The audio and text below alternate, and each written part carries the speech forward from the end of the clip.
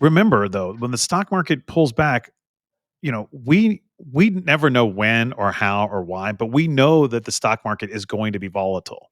It's called a risk premium. You don't get to make money without taking risk. That's just not the way the world works. Welcome to Upticks with Jake Falcon, founder and CEO of Falcon Wealth Advisors. In this podcast, we help high net worth individuals overcome financial complexities. We do this by enhancing financial literacy and discussing topics in a language free from industry jargon. Now, on to the show. Welcome back to Upticks with Jake and Cory. Cory, welcome back to the show. Jake, thank you for having me. Cory, we went full podcast and we got some dorky headphones. I feel like I should be directing an airplane down the runway, this way or that way, but it does sound good. So I recorded my audiobook, and this guy's brilliant that owns the studio. He's like, wear headphones. That was like the first thing out of his mouth. And I was like, Simple I don't wear advice. headphones. Wear headphones so that our microphone doesn't pick up the audio from our computers or our monitors, speakers. So here we are, we're wearing headphones and we're legit. Special shout out to all of our listeners and our viewers out there. Our subscriber count continues to grow. Please like and share our content. Give us a 5-star or a thumbs up. We're creating upticks to enhance financial literacy. Cory, we've got a fantastic topic today. Our topic is tariffs and your retirement. Very timely. Yep. Before we get into that, though, I want to share my vacation with you. Let's hear about it. I still don't like to travel, Cory. I missed my wife and my dog, but I went on a golf trip to Florida. Yep. Played some fantastic top-notch golf courses. I played the Park, which is a municipal, actually, really great public course. I played a new private golf course called Apogee. This thing's like Golf Disneyland. I think they're going to have 3 courses, a spa, cabins, beautiful course. And then I'm very fortunate that I got to play a very highly rated top 100 course in the country called Seminole. And what was crazy, Cory, is that Rory McIlroy was playing golf at Seminole the same time I was. I was on 10 fairway and he was on 18 green, and I saw him. Really? And I bet he looked over and said, "That's Jake Falcon playing." I bet he's telling right somebody that on a podcast right now. He You'll never guess who I probably saw is. at Seminole last week. He probably is. So very cool. Again, checked it off the list. Some people want to try to play all top 100 clubs. I don't necessarily want to do that, but I would like to play more top 100 golf courses. So Seminole's awesome. It's highly ranked. I think it's like 10th or 11th in the country. So very cool that I got to play it. Very humbled that I've got friends that would go with me, and we had a really good time. But I still don't like to travel. And I got one pet peeve to share. Then I want to go into today's topic, if that's all right with you. Yeah, please. Actually, I had a question I wanted to ask you. I suspect they might be aligned. Go. So I posted on social media Q&A, Ask Me Anything, like I do every Friday. And I had somebody text me saying a suggestion that I shouldn't do that when I'm on my way to the golf course. And I thought that person crossed the line a little bit, because I say this to our team, Cory, and you've heard me say this before, but you ever been on, hopefully not, but like when the saying is, if you're on an airplane and somebody has a medical emergency, they'll ask, is a doctor on board? Right? Because we need a doctor. Yep. Well, I feel like if there was a financial emergency on an airplane and they needed a wealth advisor, I would raise my hand. And my whole point of saying this, Cory, is that I am always a wealth advisor, regardless if I'm in Kansas City right here in my office, or if I'm in Florida playing on a golf trip on vacation. So my point of posting that was to help people. And I think I don't know what because there's a one-off text with no context, which is inappropriate. And I don't know what, maybe they wanted me to be miserable. Did they think me being in the office was going to help change the stock market? I don't know what they were thinking. And so I just want to make it clear to our audience that no matter where I am, I'm dedicated to my profession, and my clients don't doubt that. My team I don't think they do either, that. Jake. Right. So again, I just wanted to clear that up so that people know that whether I'm here or there or whatever, I can't control the stock market. If I had that much power, I wouldn't need clients. You maybe need to repeat that part again, Jake. I can't control the stock. And then B, I'm here to help you. It shouldn't matter. Just like I'm always a husband to my wife, I'm always a son to my father. I'm always a dog dad to Einstein. I'm always a wealth advisor, and I love what I do. And if I'm gonna send that out on Friday because I know after the round of golf that I'll have time to answer questions, then that's what I'm gonna do, and I'm not gonna stop doing that. So, anyways, hopefully I clear that up. Hopefully that person's listening to this because it was a little inappropriate, and it's okay. I've got thick skin; I can handle it, but it just doesn't make sense to me. Anyways, what were you gonna ask me? Actually, about that, I was going to ask you about you going, Jake, to Florida to play golf when things have gotten very interesting and volatile in the market, and really just. I was actually interested how that makes you feel, but I think I already know the answer to that one. But I think the advice and perspective that you've given here today is exactly right. Yeah, with technology, I can talk to somebody on the phone. I talk to people on the phone all the time, nights, Yes. weekends, whatever. Now, what's interesting, you told the team, you told Sam, you were glad you were here when things Yeah. got crazy. Now, why Yeah. I didn't feel that need to be here because I know I would talk to my client as long as I wasn't like I can't talk on the phone on the golf course usually, and I can't talk when I'm on an airplane, right? But other than Yep. that, I'm available. So why did you feel good about that? If I can tell you something, Jake, and be personal and real here for a moment, it Yeah, is because I have really for the last 15 years of my career, I have sensed that I have an obligation, a commitment, a duty, which I very firmly feel in my heart. And I think I feel protective of our team, of the clients that I work with, of my family. That's just who I am. And for the last 15 years, there has been some sort of illusion that I have been telling myself, which is that if and when there's some sort of major market crash, because I started in this business, Jake, right after the financial crisis, I've been telling myself, if and when something really bad happens in the market, that there's something that I'll be able to do to stop it, that I'll be the one who can prevent it. And that's who people want me to be. And that's who I'm supposed to be. And I'm right. serious. I recognize this now, but I also recognize, go ahead. Did you No, have I'm something just you wanted to saying, you say, know what Jake? though? And again, I don't want to shame this person that texted me, but No, no. what I'm getting at is I think they thought that I had that I could do that. So my point is, you thinking that I Mm. think is not just a Corey issue. I think a lot of people think that, Corey. So go ahead, please continue. Yeah, so that's where I'm ready to take this. You are exactly right, Jake. I feel as if I have used a voice that I've been trained to speak with, as opposed to the voice that's mine. Good. And Well, I've not good. also, well, it's okay. No, it's not good or bad, right? It's just Good it's that you're that's recognizing that. I'm not saying yeah you should that not speak in your own voice. that's the feeling. But I have been afraid basically for 15 years, afraid that someday something like this would happen. We'd see some big pullback in the market, something that would really start to freak people out. And the markets would start to unravel and people would panic. And everything, Jake, that you and I have built is going to be tested. That has been a major fear of mine for 15 years. And now, whether or not this is it, who knows? It's here though. And people sense it. I sense it in other people that this time, I'm not going to suggest that I know what's going to happen, but I think that nagging feeling that people have that things are changing, the world is shifting under our feet, everything that we are used to being the way that it is feels like it might not be that way anymore. I think I think the market is not necessarily collapsing, Jake. I think that our relationship with money is collapsing and our relationship Hmm. with institutions and with trust and what money represents. That's what I think is collapsing. And I think the dollars right here, I think the dollars in my wallet, the money, the portfolios that everyone has, I think it's just a mirror of a lot of things in our own life. But I do think that I have lost myself, Jake, in 15 years, thinking that more money would be more security, our business would be bigger, and that's going to be what helps protect everybody and protects myself. Is the Yeah, truth. it's good perspective, Corey. And it took tariffs for you to get that clarity. So Yes. let's go into tariffs and your retirement, Corey. Let's do it. Also, for our listeners, I've got a cool.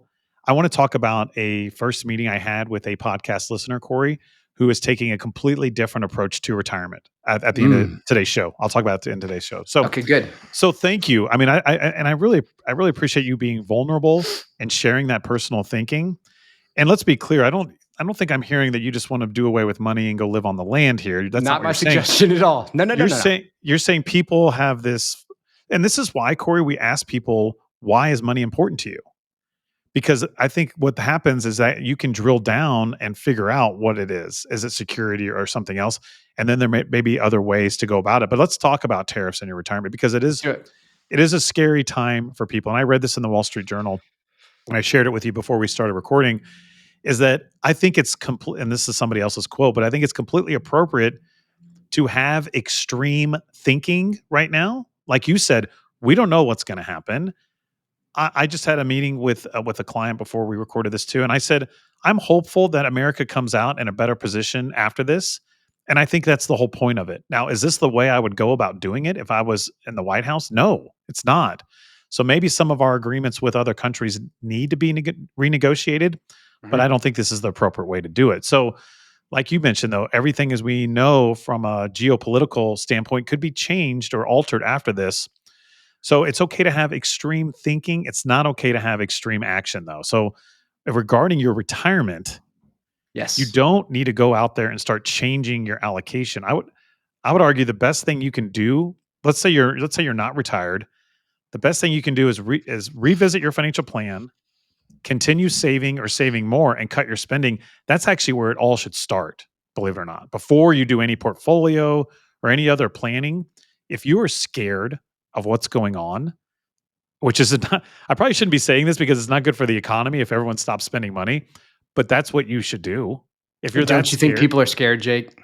Yeah, yeah, yes. Well, I think some people are. I don't think I think everybody is, Corey, but I think a lot of people are, and I think I think there's a so lot too. of uncertainty. And Yeah. so again, I think you should trim back your spending. If you're worried about running out of money and you're worried about your retirement, then the best thing you can do is control your spending, believe it or not. Which is not Mm. easy thing to do, but it's where you should start That's good. before anything else. Well, go ahead, give me your perspective as we're going to go deeper here, but give me your perspective. I agree with that completely. Actually, about the spending piece first, because that is one of the few variables that we can control. I think the sense that I have, Jake, that I'm picking up that other people do though too, is we do need to focus on what we can control. That's the most important part here. But it's very possible that we have all. It's very possible that everything that we think we can control is not what we can actually control. And I think that the Ah, relationship with money, I think the panic, I think the concern that people feel, maybe Jake, maybe even the text that somebody sent you when you were playing golf in Florida is because we've had this relationship with money where we think that it will solve all of our problems in some ways, or we think that if we just accumulate enough of it, that that's going to fix everything. But it's and it not the way that it doesn't. works. No, it doesn't. And I There's think that it's uncomfortable, Jake. I recognize this.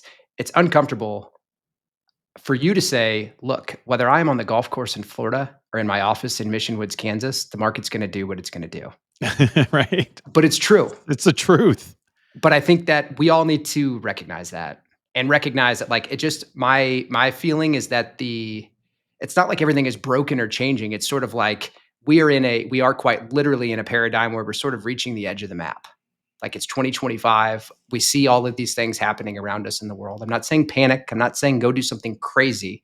I'm saying that now is maybe the time to start thinking about what questions we should be asking.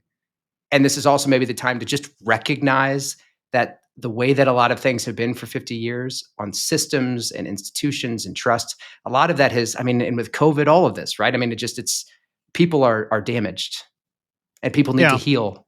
And I'm Yes. not saying that I've got it all figured out, but what I am saying is that I see a very obvious connection between that and finances. And seeing the way that people just freak out and panic when the market starts to pull back makes me realize that, in my opinion, Jake, because this has happened to me in some sense, if I felt like I lost myself a little bit spiritually, it was like the money is what told me that I would feel better. Like, if you get that, Mm. you'll be fine. But like, but this is what it holds up a mirror, right? Yeah, because you're right. I mean, it's the old adage: money doesn't buy happiness, and You know, so I um, tried. you you did try, I'm Corey, serious. and it doesn't. And I told you that. I think I I told know you you that. did. I could I tell know you you it as much did. as I want, but it doesn't change it. You're right. You got to figure it out for yourself. So it's Yes. all about. It's in my book actually, retiring right: Smart Steps for Exiting Corporate America. I talk about Maslow's hierarchy of needs, and it's actually Yep. been proven that once people have there's certain necessities taken care of, layering on money on top of that typically doesn't enhance their happiness. But once you have a warm home and hot food and water, right, a loving relationship, once you have those covered, more money doesn't increase happiness typically. So But you're right. We need to peel back. And that's why I ask people this, my clients and potential clients, why is money important to you? Right? What does that look like? And then let's build it and design it from there. And let's just to talk about the money, because that's kind of what this show's about, Cory, is that remember though, when the stock market pulls back, we never know when or how or why, but we know that the stock market is going to be volatile. It's called a risk premium. You don't get to make money without taking risk. That's just not the way the world works. And so when this happens, the key component is to not to have to sell your stocks to fund your lifestyle. So with our clients, we like to have at least 5 to 10 years of money not in the stock market. So that's another point here is that you're right, Corey. The last time we had a bad market was 2022, which I Mhm. met with a client the other day and she had forgotten, which I'm glad she'd forgotten. It's like, oh yeah. Yeah. I was like, yeah, Yeah. it was a bad market in 2022. And then let's not forget COVID 2020, the market crashed. It did crash 30% in 1 month and still ended the year positively. Now, I'm not saying that's going to happen this year. I'm like you said, I agree with you. We don't know. We don't know. And this happens though. Like this happens all the time. And so that's my point. 2022, it was the war with Russia and Ukraine and high inflation. 2020 was COVID. And then you can go back, you want to get more extreme. 2008 was a financial crisis. You want to talk about fear, Corey? You were still in college, weren't you? Mhm. Yep. You want to talk about fear. I was a wealth advisor during that time. I mean, the market was down 56%. Yep. What was it? Lehman Brothers, a major financial institution, went 0. out of business. Yep. On Friday, they were double A minus rated. On Sunday, they were bankrupt. You want to talk about craziness? So again, my point though, Corey, is nobody knows the future, and I'm not going to sit here and act like I do. But what I'm counting on is that business leaders and political leaders will ultimately come to a decision that works, and we will adapt and change as a society, and we will move forward. And bad companies may go out of business, bad leaders may get voted out of office eventually, and good companies will prevail. And the pendulum in Washington will swing back because that's what it does. It goes from one extreme to the other. Obamacare was instituted when Obama had complete power, and a lot of people think that's still a mess, right? And so, but you know what's happened? The industry, the world, or America have changed and adapted, and we rolled with it. And I am confident that's what I'm hopeful for this time. So, again, tariffs in your retirement, it doesn't mean you necessarily can't retire, but it does mean you need to rethink your retirement, and that's a good point, Corey. And you need to make sure that you don't have short-term money in stocks, and you need to understand why is money important to you, and what are we really looking to accomplish here. But go ahead. I went on a rant there. No, no, no, no. That's good. The last point that you just made is exactly right. And real quick, I think the message that I want to convey that I suspect, Jake, that there's people out there that need to hear this because I know that I needed to, is basically that Jake, you and I, right? We hear people loud and clear. We and I understand the fear that people have. I think the fear that can make us freak out with the stock market or whatever else, and there's a lot of things that are wrapped up in that. I've lived in that fear though, and I have tried to really build my whole career, Jake, trying to outplan it, trying to get out ahead of it, trying to if I could stack the right boxes to get rid of this fear, then everything will be fine. But what I really recognize now is that the fear of whatever's going to happen is going to happen. And there's nothing Right. that I'm going to do specifically here to stop it. But the reason that I am in the seat that I'm in, Jake, and the reason I think that we are business partners is because it is my duty, my obligation, what I take pride in, and my responsibility to help guide people through what could be to come, for what I Yes. sense is coming, which is that we need to remember who we are through these really difficult periods. And we also need to release the idea that everything is just going to keep working the way that it has. Like, I'll be frank with you, Jake. I've released the idea that I should be counting on any politicians in Washington, D.C. Look at what they're doing. If Right. I Donald always Trump holding up his big board sending a signal to the world that things are changing is not symbolic, I don't know what is. Yeah. And I'm And not going to pretend like I've got it all figured out or that I've got all the answers. And I'm not suggesting that people should panic or blow up their investment portfolios. What I'm saying is, I think it's time that we start asking some different questions. And we also call out the truth, which is that the world that we are living in today and the world we are going to live in moving forward is meaningfully different than the one that most of us know to be normal. And that can be frightening, but it also can be liberating and it can be free. But we have to start by saying, the people in Washington, D.C. are not going to be the ones that save us next time. Yeah, I agree, and I talk about that. Like that's why I don't have an affinity towards any politician, Corey, because Yep. I'm not going to put my fear or livelihood in the hands of somebody else Yep. and say, you know what, this president's going to take care of me no matter what. No, And I I know don't that want there's that. people that voted for Trump because they thought he'd be good for the market. And my question is, how's that working? I know that sounds harsh, but it's real. Yeah. I would be curious to hear their viewpoints, and I think they would probably say, Corey, that it's temporary or this needed to happen and it's okay. Okay. But you're right. I mean, you're right. I mean, Do you not sense that there's something else there? There's something deeper. It's cultural. It's like it's ego. it's To me, it's spiritually. Yes. well, to me, it's he's doing it from ego. I mean, it's one thing if he wants to run his company this way, but he's running a country this way. Yes. So And the he's message is that money is the only thing that matters. yeah, he's impacting people Yep. that didn't vote for him, that don't want him. And so yeah, Those I people don't were know. terrified. This is exactly what would happen. I know, and now that's being confirmed. That's actually the harder meetings that I'm having right now Of is the people course. that already didn't want him, and now they're saying, "I told you so. I told you this guy was crazy, and and look what he's doing." And I get that, but I also think it's important if you were one of those people, I also think it's important for you to recognize that even though you told me or told Jake or told whoever you told didn't stop it from happening. And like that's what I'm getting at. Yeah. Well, and this is the other thing. We can blame it on one man, which arguably might be the reason this time. But my Sure. point is, this is what I'm getting at, Corey. Maybe he's right. But this is what I'm getting at. Bear markets happen. Yep. We don't know if, or we know they're going to happen. We don't know why or when. Yeah. So I'm a big believer in mean reversion with markets. So people always are so quick to forget 2023 and 2024 were fantastic years in the stock market. Oh, I So know. now valuations are getting pulled down, they're getting dragged back down. But you know what's happening? It's actually getting back in line with it where the market probably should have been because it was running so hot the last 2 years. So this is why, Corey, I think I'm completely okay with people questioning the way things are going to be after this and questioning leadership and what's going on. But Sure. I'm not okay with them making changes in their portfolio. So I do have 3 tactical tips, though, that I think real quick, I just want to throw out, and then we can kind Please. of wrap up if that's okay. So one, so if you want to, so again, real quick though, as humans, we have evolved because of our fight or flight response. Okay. So, again, you can think back that, we either ran or we fought, and that's how we've progressed as a society. What I've been telling clients is that does not translate into finance, though.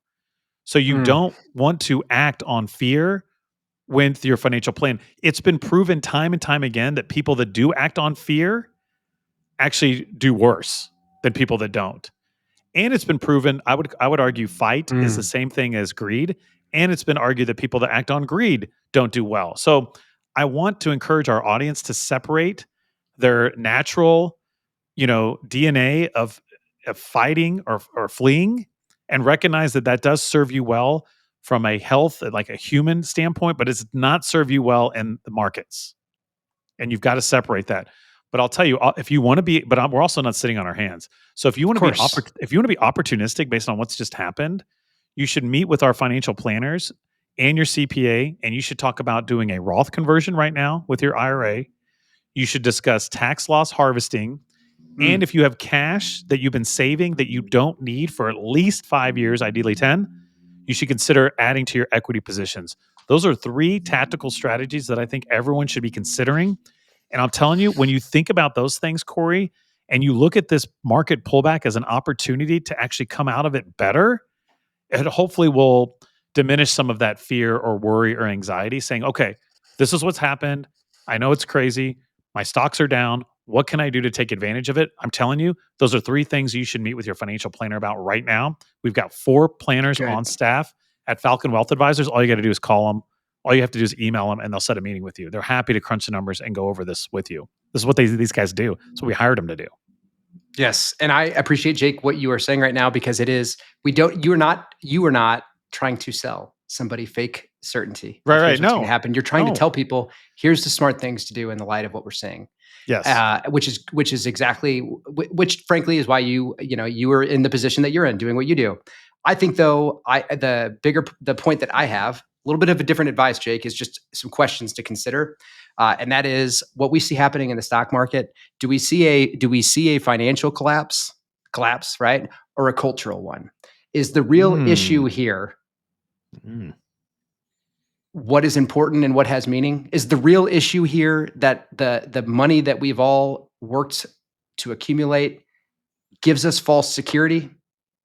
Is it that money gives us the false perception of control, and when things start to happen that are way outside of our control, that there's nothing we could have done to stop? Does that mean we're stupid or we did something wrong? No. No, it means that we have, my opinion is that it means that we have in a lot of different ways, sort of we've just become a little disconnected spiritually from ourselves. And I'm not talking about religion or anything else. I'm saying, like, literally, we're talking about our government. Jake has $36 trillion in debt. I know. Borrowed money. Well, borrowed from the future to pay for the past. Guess what? The future is upon us. And you can believe at some point it matters or some point it doesn't. All I'm saying is that shift is underway. I'm not going to tell anybody that I've got it all figured out or every model that I've relied on is going to work again. Let me interrupt you. Please. What about these treasury bonds that are maturing and we're having to roll this debt into higher interest paying bonds? I saw something about this the other day that was concerning. What do you think about that? I think you can throw that on the list of all of the things that make people concerned. All of the things that, I think the deep down fears, the deep down concerns that people have, that in some ways, at least, Jake, I have sensed doing this, working with you in this business. And I love working with people, but I have just been falsely trying to, I have thought that money would fix my problems.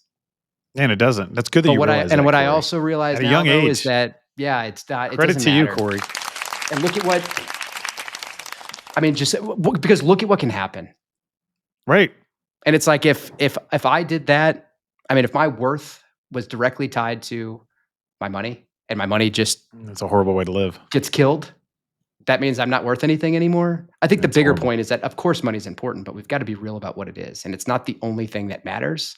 And I think that we're being reminded of that right now, personally. Yeah, it's a tool. It's a tool to provide you clothing, food, shelter. Yeah. Hopefully buy back some of your time. But you should not housing prices, all of it. You should not over attach your identity to it. It's good, Cory. Good. I sense it too. Very passionate show out of you today, Cory. Good job. Thank you. I want to wrap up. I want to wrap up with I met with and thank you to this listener, Cory, in Montana. So let's hear it from Montana. Love it. Big sky. So we had a great call. And I just wanted to share, I'm not going to share any of his personal information, obviously. I'm not going to do that. But I want to share that there's more than one way to approach retirement. And this gentleman, I'm super proud and happy for him. He has basically built a very strong real estate portfolio from almost nothing. Like, he started with a credit card to buy his first property. And he kept building it and rolling it and building it and doing, and he kind of explained it to me. And I'm not much into real estate, so I'm more of a stock and bond guy. But I'm just very proud of him. He's a young guy. He's probably in his mid to late 40s, and he set himself up to be financially independent at a pretty young age. And I'm glad he shared his story. These things are hurting my ears. These things hurt your ears? Mm-mm. Maybe I got him on here wrong. I just love listening to you talk, Jake. And he built this up, and he's got a job, right? And so, but my point of sharing that is that there's no one way to build out your retirement. This is working for him, and we're happy to help guide him where we can help him. But my point is, you don't have to only do things one way. It's got to be what works for you, what makes sense to you. He plays a very active role in his real estate property, so he's on it, right? So I just wanted to share that you don't need to just buy stocks, you don't need to just buy bonds, you don't need to just buy real estate. It all can work and nothing can work. The key with what he's done is he has a plan. He's built himself a plan. I That's mean, good. it's not a traditional plan in the way that we would build it because we use planning software, but he's got a plan. He knows what he's doing. He needs some advice. I think he could benefit from having our advice, but like the key is he has a plan. He's diversifying and he's doing it his way and he's staying disciplined. And so I was really happy to hear this story. Is very different than my typical Yeah. client. But it doesn't mean it's right or wrong. And I'm really happy for him. And I just wanted to share it. Sounds like it was true to him. Yes. Yeah. You want to talk about being true to himself. Yes. He knows very well what he likes and doesn't like and what's important to him and what's not. And that's how he's living his life. And I'm happy for him. That's very cool. It's a cool story for him to share. And I don't want to go into details because Yeah. he Yeah, of deserves course. privacy. But again, I thought it was a great story and I wanted to share that. And so if you're listening to this and watching this and you've got a different Yes. approach or different questions, and especially after Cory shared so much, and thank you again for being open to share your Of thoughts and course. opinion. That's what this show is for. Let us know though. We'd love to hear more from you. So simply email Luke at falconwealthadvisors.com. You can follow Cory on Instagram at Cory Bittner KC. I'm out there, Jake_Falcon_CRPC. But yeah, please let us know your thoughts. Stay in touch. Be well. Cory, got any other comments as we wrap up? Yeah, it's scary out there and I get it, but we are here and we're not going anywhere. And this is exactly, Jake, why you and me and our team are here. We don't have all of the answers, but we are going to ask the best questions and do the best things that we can for all of our clients every day. And we appreciate the trust they've put in us to do that. And I think that's exactly what we're ready for. Yep. Fantastic, Cory. I couldn't have said it better myself. So thank you as always for joining me. And thank you all for tuning in. We hope you have a great week. Thank you for listening to Upticks. Click the subscribe button to be notified when new episodes become available. Also, be sure to visit our website, falconwealthadvisors.com, and click the Contact Us button if you'd like to meet with Jake and his team.